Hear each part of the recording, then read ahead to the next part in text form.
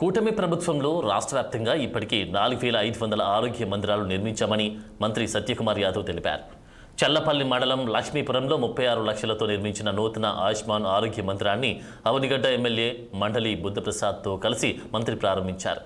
అదేవిధంగా చల్లపల్లి ప్రభుత్వ ఆసుపత్రిలో 40 లక్షల అభివృద్ధి పనులను ప్రారంభించడంతో పాటు మోపిదేవి మండలం రావివారిపాలెంలో ప్రాథమిక ఆరోగ్య కేంద్రంపై నిర్మించిన మొదటి అంతస్తును కూడా ప్రారంభించారు. నాయకత్వంలో పవన్ కళ్యాణ్ గారి నాయకత్వంలో నరేంద్ర మోడీ గారి సహకారంతో రాష్ట్రంలో కూటమి ప్రభుత్వం ఏర్పాటైన తర్వాత అన్ని వ్యవస్థల్ని ఏ రకంగా ప్రక్షాళన చేసి మార్పు తీసుకొచ్చే ప్రయత్నం చేస్తున్నారు.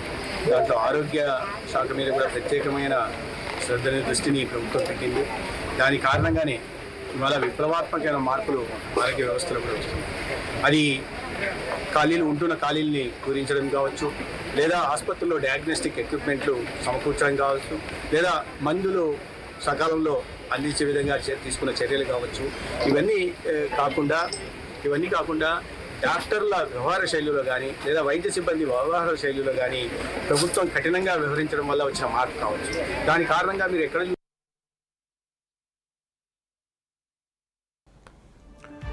రాష్ట్రానికి కేంద్రం 10,032 ఆయుష్మాన్ ఆరోగ్య కేంద్రాలు మంజూరు చేస్తే గత ప్రభుత్వం కేవలం 3,105 మాత్రమే పూర్తి చేసిందని అన్నారు మంత్రి. పేర్లు మార్చడంలో చూపిన శ్రద్ధ నిర్మాణాలు పూర్తి చేయడంలో చూపలేదని విమర్శించారు. ప్రధాని నరేంద్ర మోదీ సహకారంతో గ్రామీణ ప్రాంతాల్లో వైద్య సేవలు బలోపేతం చేస్తున్నామని తెలిపారు. కృష్ణా జిల్లాలో 110 కోట్లతో ఆరోగ్య రంగ అభివృద్ధి పనులు కొనసాగుతున్నాయని వెల్లడించారు. చల్లపల్లి ప్రభుత్వ ఆసుపత్రిని 50 పడకల ఆసుపత్రిగా అప్గ్రేడ్ చేయాలని అవనిగడ్డ ఎమ్మెల్యే మండలి బుద్ధప్రసాద్ మంత్రి కోరారు. డయాలసిస్ సెంటర్ ఏర్పాటు, ఖాళీ వైద్య పోస్టుల భర్తీ, 100 పడకల ఆసుపత్రి నిర్మాణానికి చర్యలు తీసుకోవాలని మంత్రిని కోరారు. ఎమ్మెల్యే ప్రతిపాదనలపై మంత్రి సానుకూలంగా స్పందించి చర్యలు తీసుకుంటామని హామీ ఇచ్చారు.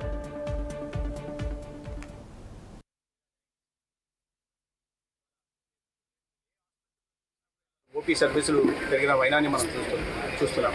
అదేవిధంగా ఐపీ సేవలు కానీ, లేదా డయాగ్నోస్టిక్ ఎక్విప్మెంట్ సేవలు కానీ ఇవాళ పెద్ద ఎత్తున పెరిగాయి. మీరు ఏ ఆసుపత్రిలో చూసినా కూడా ఓపీ సేవలు పెరిగిన విషయాన్ని మనకు అర్థం. నిన్న చిలకలూరుపేట విషయాన్ని చూస్తుంటే 23వ క్యాలెండర్ ఇయర్లో 84,000 మాత్రమే అక్కడ ఓపీ సర్వీసులు సంవత్సరంలో జరిగితే 24వ సంవత్సరం వచ్చేసరికి క్యాలెండర్ ఇయర్ వచ్చేసరికి అది కాస్త 95,000 పోయింది. ఈ 25-26 ఆర్థిక సంవత్సరంలో అది 1,21,000 ఓపీ సర్వీసులు పెరిగాయంటే నేను ఒక ఆసుపత్రి ఉదాహరణ చెప్తున్నా. అదేవిధంగా ఈ చలపల్లి ఉదాహరణ కూడా చెప్పడం జరిగింది. 44,000 ఓపీ సర్వీసులు జరుగుతుంటే ఇవాళ 55,000 ఓపీ సర్వీసులు జరుగుతున్నాయి సంవత్సరం. దీన్ని బట్టి ప్రజల్లో మార్పు వచ్చింది. ప్రభుత్వ వైద్యశాలల పట్ల, డాక్టర్ల పట్ల ప్రజల్లో నమ్మకం పెరిగింది.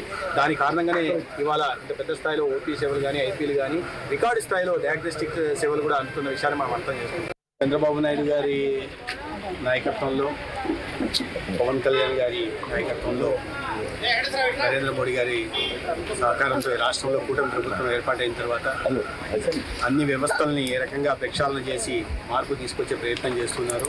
దాంట్లో ఆరోగ్య శాఖ మీద కూడా ప్రత్యేకమైన శ్రద్ధని దృష్టిని ప్రభుత్వం